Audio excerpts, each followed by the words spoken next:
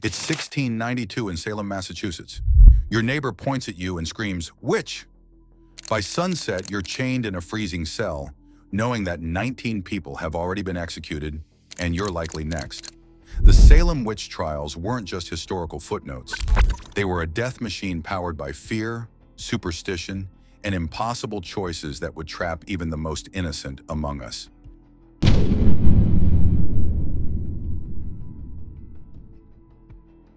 Let's walk through what would happen to you step by step on the day you're accused. It starts before dawn. Maybe you're milking your cow. Maybe you're stirring porridge for your children. Then you hear it. Heavy boots on frozen ground. Voices shouting your name. The constable appears at your door with a warrant. Your hands are still covered in flour or dirt from your morning chores when the iron shackles snap around your wrists. The walk to the jail feels endless. Neighbors you've known for years line the muddy streets, some weeping, others pointing and whispering. Children you helped deliver, women you sat with during childbirth. They all watch as you're paraded through town like a common criminal. Your stomach drops as you realize these people already believe you're guilty. Salem's jail isn't just a building, it's a tomb for the living.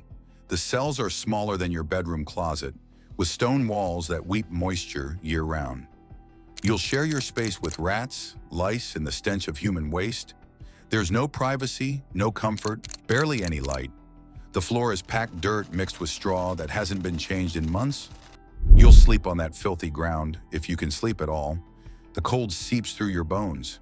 Your family has to pay for your food, if they can afford it, if they're brave enough to visit. Many prisoners slowly starve. Some die before their trial even begins. And this is just day one of what could be months of waiting, wondering if you'll live to see another sunrise.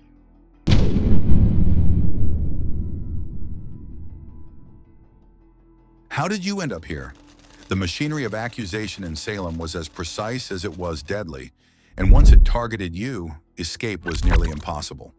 It often started with the afflicted girls, young women who claimed to see specters of witches tormenting them.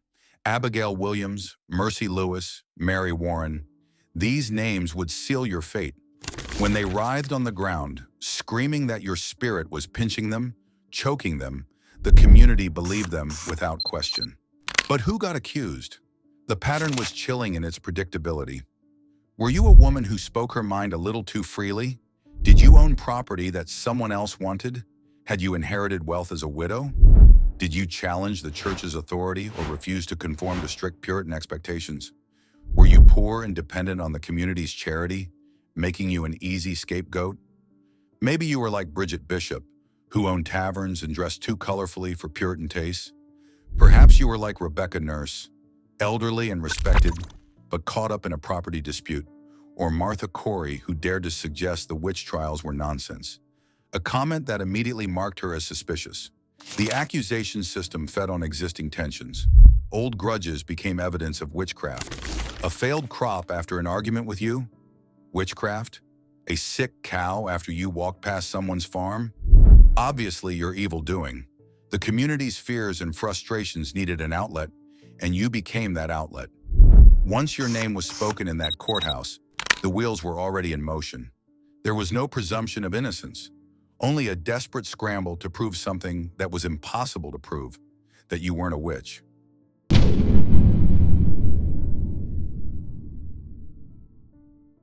Now comes the part that would break you, the examinations. Picture yourself dragged before a panel of stern-faced magistrates while a crowd of hundreds presses in to watch your every move. The moment you enter that courthouse, you're trapped in an impossible game.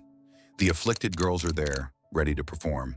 As soon as they see you, they collapse, screaming that your specter is attacking them. You haven't even spoken yet, but the evidence is already mounting against you. Judge William Stoughton leans forward. His questions aren't really questions, they're traps. Why do you hurt these children? Not if you hurt them, but why? When did the devil first approach you? Not whether he approached you, but when. Every question assumes your guilt. Then come the tests.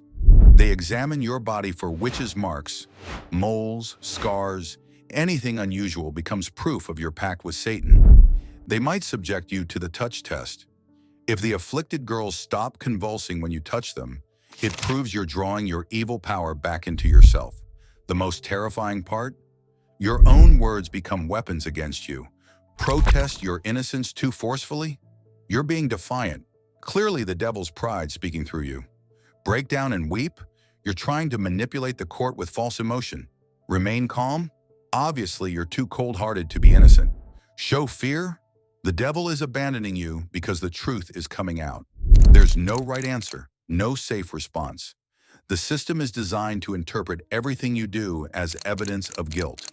The crowd watches your every gesture, every expression, ready to gasp at anything that confirms their suspicions. You're performing for your life, but the script is written in a language you don't understand, and every line leads to the same ending.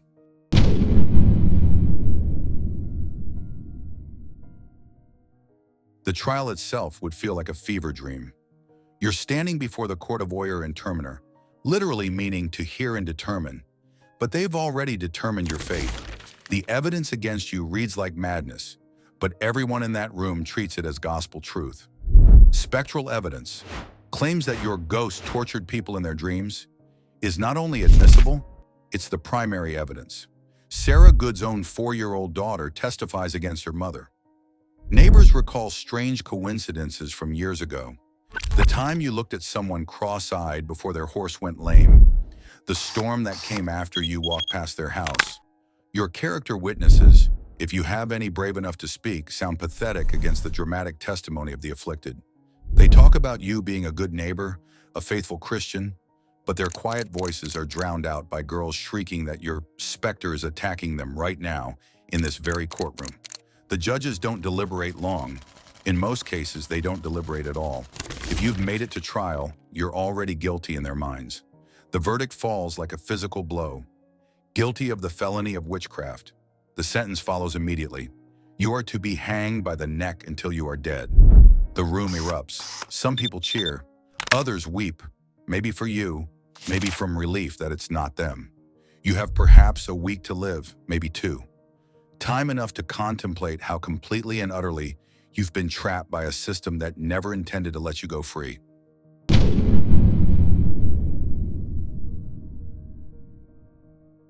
Let's be brutally honest about what happens next.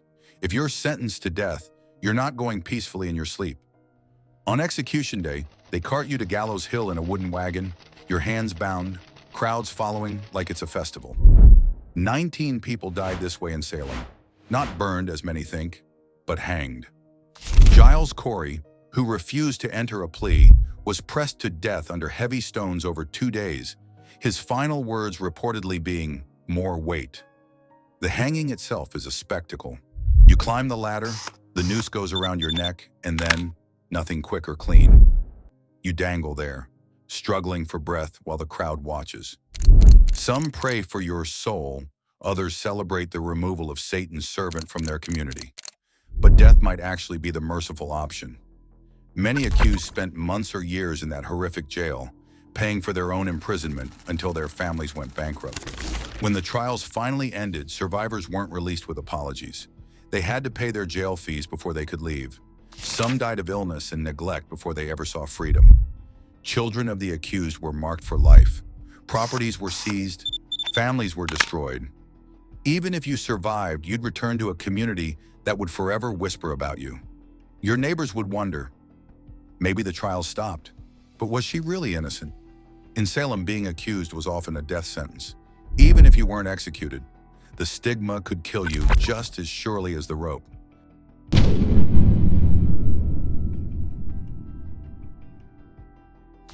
Here's the terrifying truth.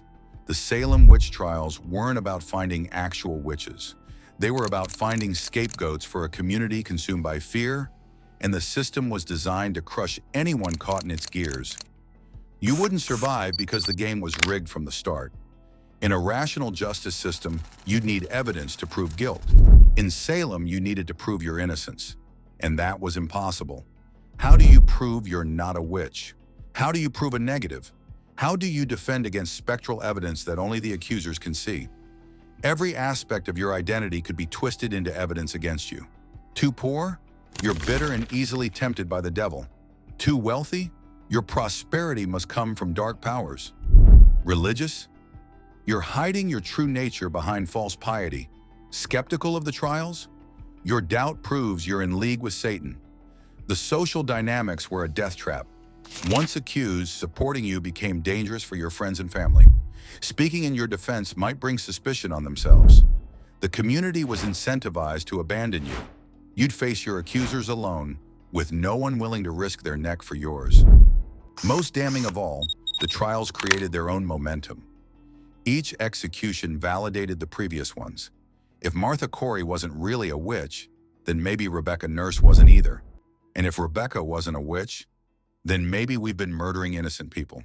The community couldn't face that possibility, so they kept killing to justify what they'd already done. Salem reminds us that civilization is thinner than we think. Fear can turn neighbors into executioners, and justice can become a weapon in the right hands. The real horror isn't witchcraft, it's how quickly ordinary people can become monsters. What modern witch hunts do you see around us today? Subscribe for more dark history that hits different, like if this sent chills down your spine.